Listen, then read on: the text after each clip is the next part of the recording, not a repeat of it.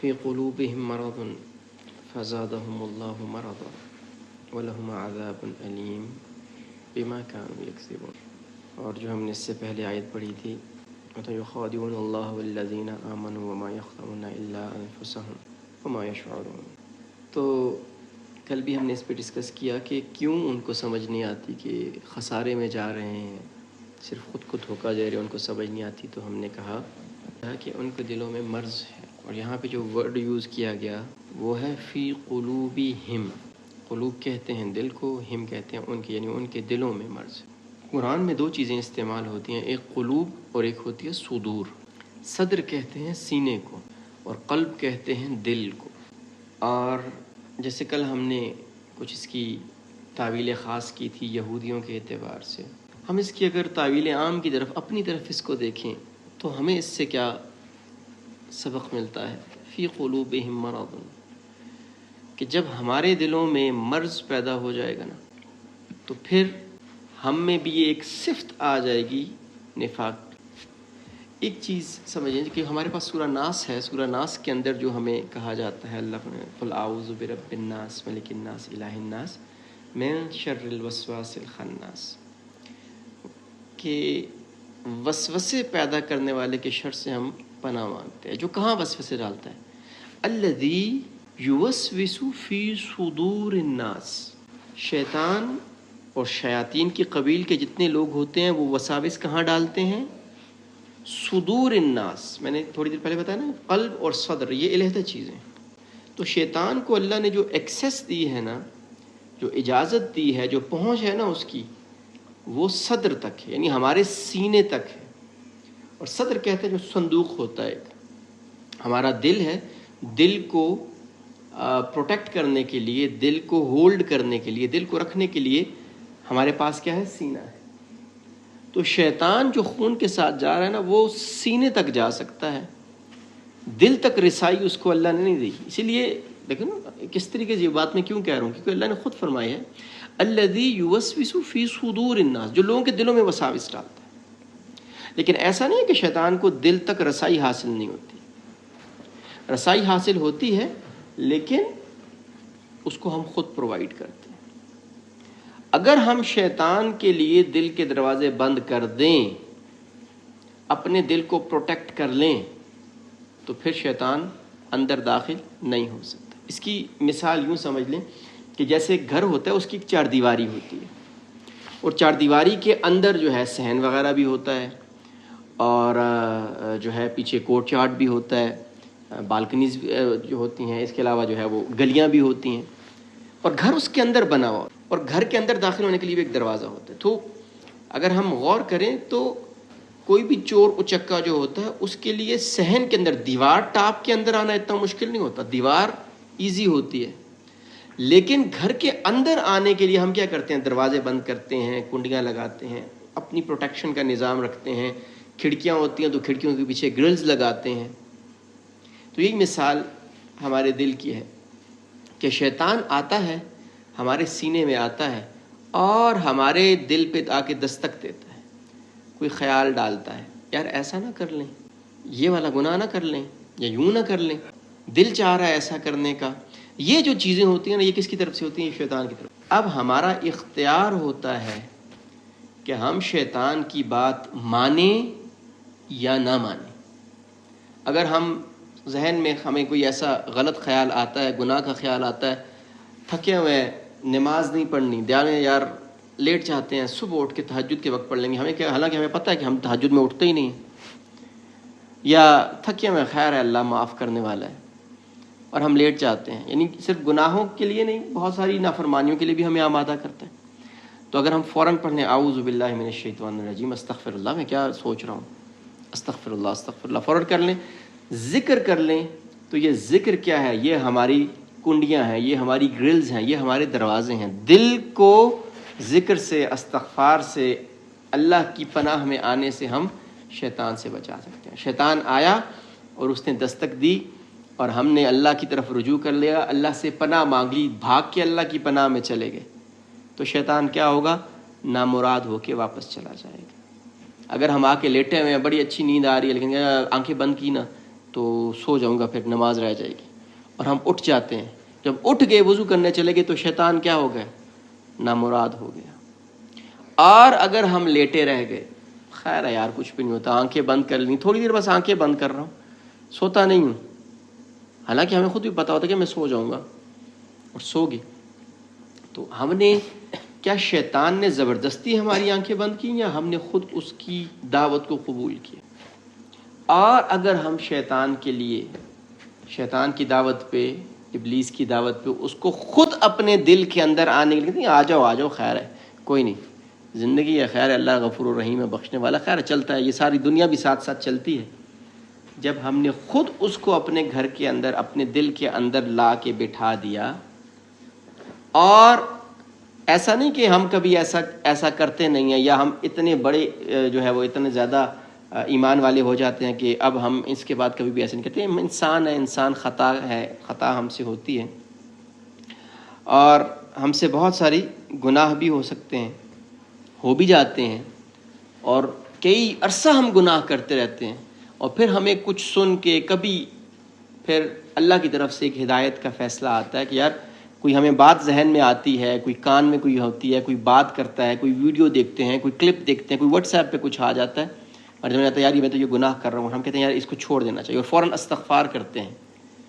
جب ہم استغفار کرتے ہیں، اللہ سے مدد مانگتے ہیں، اللہ سے پناہ مانگتے ہیں، تو شیطان کو ہم پھر اپنے دل سے اٹھائے کیا کر رہے ہوتے ہیں؟ باہر پھینک رہے ہوتے ہیں. تو ایسا نہیں کہ اگر شیطان کو ایک مرتبہ ہم نے دل کی ایکسیس دے دی تو بس اب وہ قابض ہو کے بیٹھ گیا، نہیں. ہم ذکر کے ذریعے، استغفار کے ذریعے، قرآن کے ذریعے اس کو کیا کر سکتے ہیں؟ باہر بھجوا سکتے ہیں، دوبارہ سے باہر نکال سکتے ہیں. لیکن اگر ہم ایسا نہیں کرتے اور ہمیں کوئی پرواہ نہیں ہے ہماری زندگی کی، شیطان کی، اپنے دل کی گناہوں کی، تو پھر اللہ کیا کہتے ہیں؟ مرض تو ہم نے اپنے خود آپ کو خود لگائی نا. دیکھیں شیطان زبردستی تو آ کے نہیں بیٹھا، اس نے آ کے صرف ایک ارادہ دلایا، اس نے صرف آ کے کہا کہ بھائی یہ والا کام کر لو، اور ہم اس کی دعوت قبول کرتے ہیں. اور یہی شیطان جو ہے قیامت والے دن کہے گا بھی، جب ہم اس کو کہیں گے نا کہ بھائی یہ شیطان تھا، یا اللہ یہ شیطان کو کریں، تو شیطان کہے گا یا اللہ میں نے تو جا کے بس ان کے دل میں ایک خیال ڈالا تھا، عمل تو انہوں نے خود کیا، میں نے تھوڑی ان کا ہاتھ پکڑ کے کہا تھا کہ یہ والا کام کرو، میں نے صرف ایک خیال ڈالا اور انہوں نے میرے خیال کی دعوت کو، میری دعوت کو قبول کر لیا. جب ہم نے خود دل کو مرض لگایا، فی قلوبہم مرض، اور پھر استغفار کے ذریعے، ذکر کے ذریعے، اپنے گناہوں کو یاد کر کے اللہ کے سامنے جو ہے وہ گڑ گڑانے کے ذریعے، ندامت کرنے کے ذریعے شیطان کو باہر نہ نکالا، تو پھر اللہ کیا کرتے ہیں؟ پھر اللہ ہمیں ہمارے حال پہ چھوڑ دیتے ہیں. ٹھیک ہے تمہیں یہ زندگی پسند ہے تو ٹھیک ہے جاؤ. پھر اللہ کیا فرماتے ہیں؟ فزادہم اللہ مرضا، کہ وہ آیا اور پھر یہ مرض کیا ہوا؟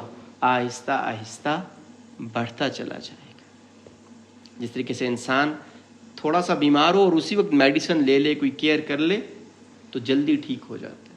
اس لیے ہم گناہ کرنا شروع کریں تو اگر ہم جلدی توبہ کر لیں گے تو جلدی ٹھیک ہو جائیں گے. جیسے کینسر ہے، وہ بالکل سٹارٹ میں اس کا پتہ چل جائے، اس کی فرسٹ سٹیجز میں پتہ چل جائے تو بہت ایزیلی ریکور ہو جاتا ہے.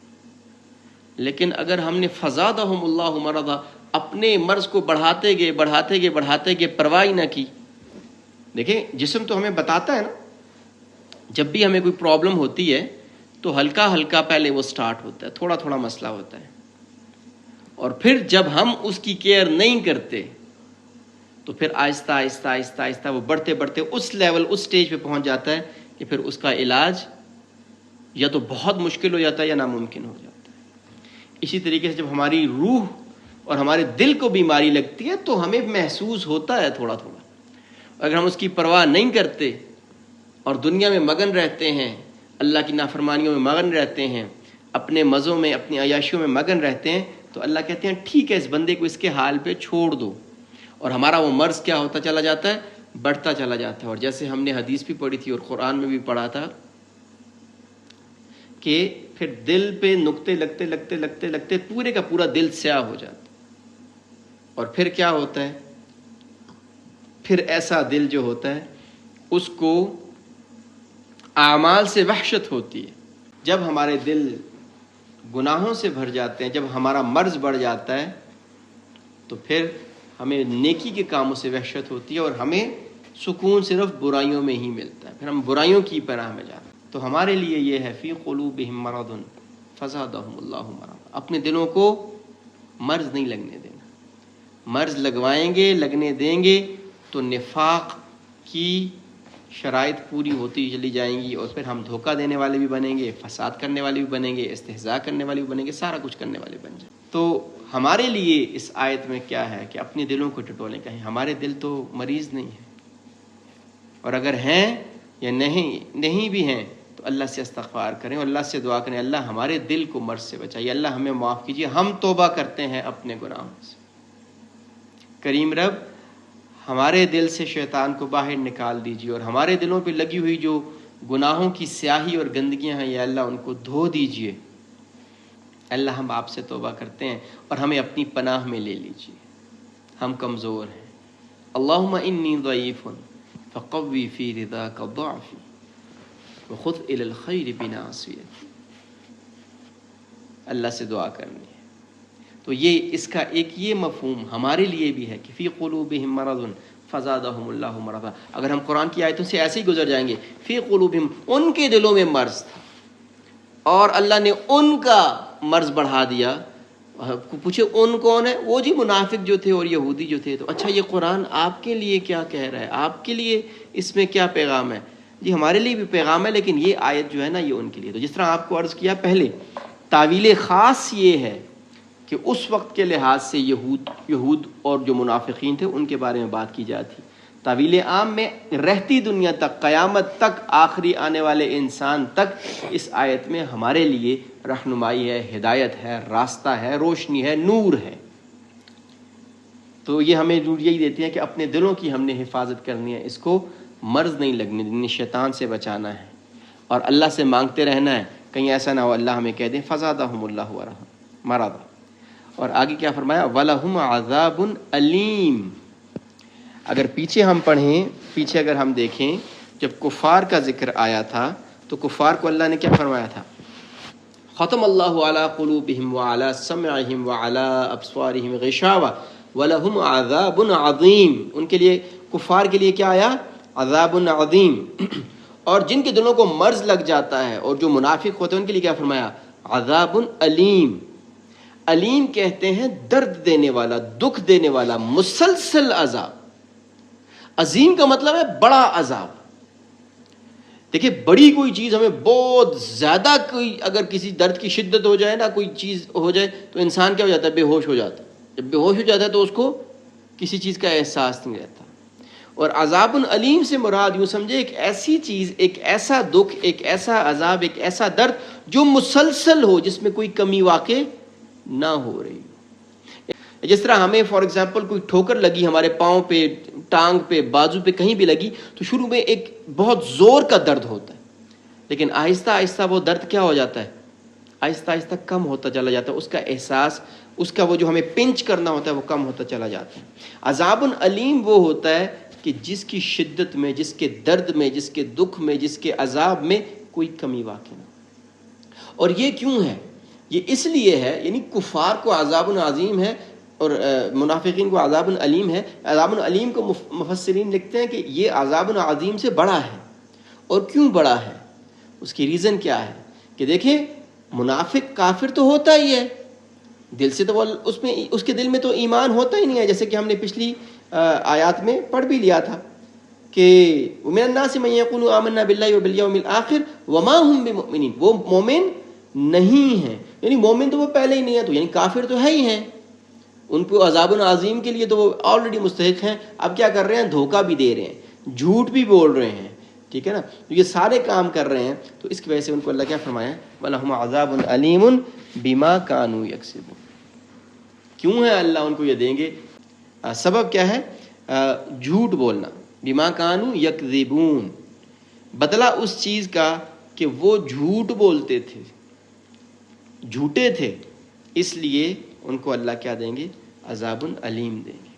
تو اللہ جل شانہ ہمارے دلوں کو بھی ہر قسم کے گناہوں کی گندگیوں سے اور غلاظتوں سے اللہ پاک فرما دیں، اور اللہ ہمیں حق کو حق سمجھنے کی اور باطل کو باطل سمجھنے کی اور گناہوں کو گناہوں کی سمجھنے کی توفیق عطا فرما دیں، اور ہمیں شیطان کے ہتھ کنڈوں سے اور شیطان کی اور اپنے نفس کی غلامی سے میں نکلنے کی توفیق عطا فرما دیں۔ اللہ ہمیں توبۃ النصوحہ عطا فرما دیں، اور یہ اللہ سے بار بار مانگ مانگ کے چلنا ہے۔ ہماری ہر حایت ہمیں اس چیز کے اوپر فورس کر رہی ہے کہ بھائی اللہ سے مانگو، تم کمزور ہو، تمہارے اندر یہ ساری پرابلمس تمہیں نظر آ رہی ہیں کہ یار میرے اندر تو یہ ساری چیزیں ہیں، تو اس کا حل یہ نہیں ہے کہ وہ خو نا امید ہو کے بیٹھ جائیں، ہم تو منافق ہو گئے ہیں جی، نہیں، اس کا حل یہ ہے کہ ہم نے اللہ سے مانگنا ہے، ہم نے اللہ کی طرف رجوع کرنا ہے، ہم نے توبہ کرنی ہے، ہم نے اللہ کے سامنے اپنے سر کو جھکانا ہے اور اللہ سے مانگنا ہے۔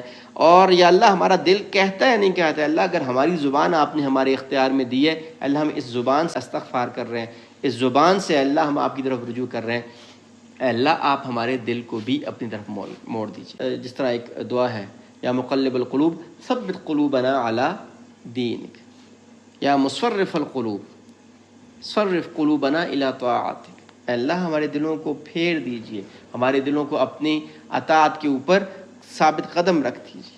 تو اللہ جل شانہ ہمیں عمل کی توفیق عطا فرمائے۔ امید ہے کہ ہم اس پہ عمل کریں گے، سوچیں گے بھی اور دعا بھی کریں گے۔ وآخر دعوانا ان الحمد للہ رب العالمین۔